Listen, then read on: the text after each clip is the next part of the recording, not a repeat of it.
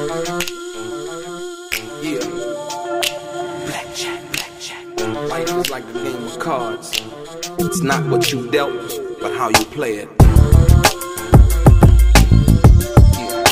Blackjack. To play each situation correctly. I remember they used to laugh at a brother. Welcome back, guys. Welcome back. It's your boy DELRAY Richardson, Straight Game TV, platinum artist, platinum songwriter.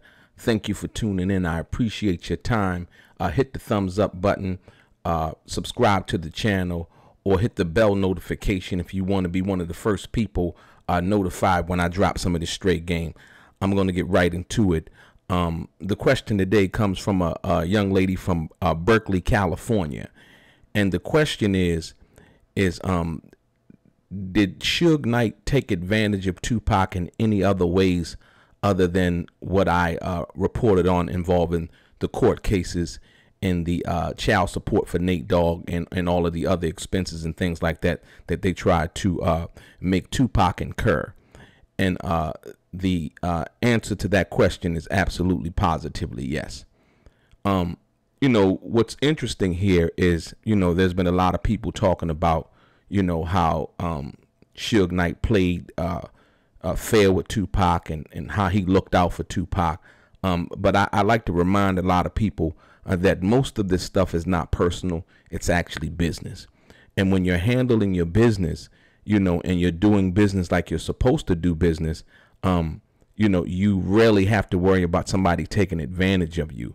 You know, first and foremost, 2Pac was taken advantage of by Suge Knight and also Mr. Kenner by not allowing 2Pac to obtain independent counsel when he was released from prison. You know, they knew that was supposed to happen. It was a conflict of interest all the way around. You know, I've already dealt with that. But on side of that, I want you to understand, you know, as the young lady asked me, yes, and I'll get into it like this. The memorandum that 2Pac signed when he got out of prison said that he was supposed to basically receive, you know, certain monies and things like that. But remember, it was just a memorandum. It wasn't a contract. Most people get that confused. You know, it's a memorandum of events that are supposed to take place if there's an agreement written up, correct? And so I want you to know that in dealing with that aspect of things, 2Pac, he didn't receive $125,000 to purchase a car. He didn't receive a $250,000 legal fund. He did not receive the $1 million upon the execution of documents, because the documents were never executed. They never did a contract with 2Pac. Like I said, that was just a memorandum of things that was supposed to happen. And so, you know, a few other things did happen in regards to that. Like I said, Snoop was allowed to be on the album. That was a part of the memorandum. Dr. Dre was allowed to be on the album. That was a part of the memorandum. And like I said, it was a few other things. And you know, another thing that didn't take place until after 2Pac died was the 18 points in royalty, the royalty rate of 18 points. That didn't take place also. Like I said, because there was never a deal done. And so, but what I want you to know most egregiously, if you will, is that, remember, none of the stuff that 2Pac had was in his name. And you've had people going around basically saying that the reason why it wasn't in his name was because of, you know, people didn't have anything in their names back then and so on and so forth. I specifically remember reading $125,000 in that memorandum was for the purchase of a car. And when you say the purchase of a car, you don't say, I want to lease a car. The purchase of a car meaning the purchase of a car that would be in my name, right? And so, like I said, once again, the fact that the memorandum or most of the stuff in the memorandum didn't take place because, like I said, there was no deal. None of those things were done. None of those things were done. So now, I'm gonna give you something that's even more crazy when you think about this. So check it out. So when Tupac came to death row, I don't know if you guys remember. A lot of you guys might not remember because y'all wasn't, around back then. But Tupac and Snoop Dogg, they did a St. Ives commercial. St. Ives was a brewing company, and they sold like alcoholic beverages and things of that nature. And I believe the one that Tupac, he had his own, it was like a special brew, if you will. I think his was called like Thug or something like that. I'm not sure, Thug Passion, but it was something in dealing with Thug, right? And then Snoop had his own flavor of the St. Ives beer.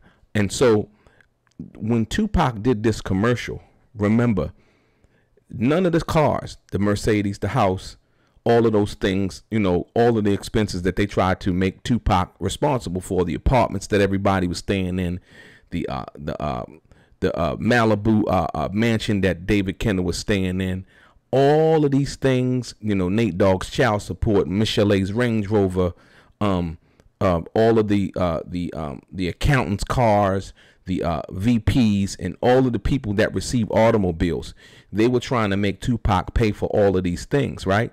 Upon his death. So they, basically charged that upon him and tried to make that part of the accounting and said that Tupac owed, death row money for all of these things. But here's the ironic part.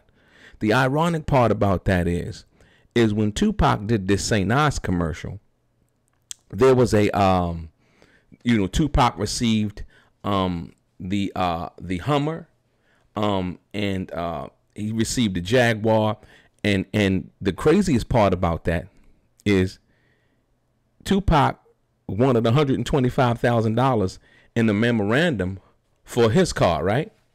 Right? These are facts. And so with that being said, in that deal that Tupac did with St. Ives, do you know that Suge Knight, Tupac actually bought Suge Knight a car? You can say, well, no, he didn't. But yeah, if you use my talents to effectively get you something of value, I'm basically purchasing the item of value with my talents because you used it. And so Suge Knight basically received a $61,000 Jaguar automobile as compensation for Tupac's appearance in that commercial, right?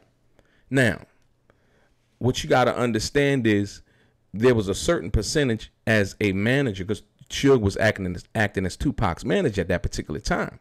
Now, $61,000. I'm not sure of the fee that Tupac actually made, for shooting that commercial, right? But he received, like I said, the Hummer and some other things, along with that. But Suge Knight basically received a car, $61,000 Jaguar at that particular time, that was placed in his name. So now, do you see the contrast between how and what Tupac was supposed to get? None of the stuff is in his name.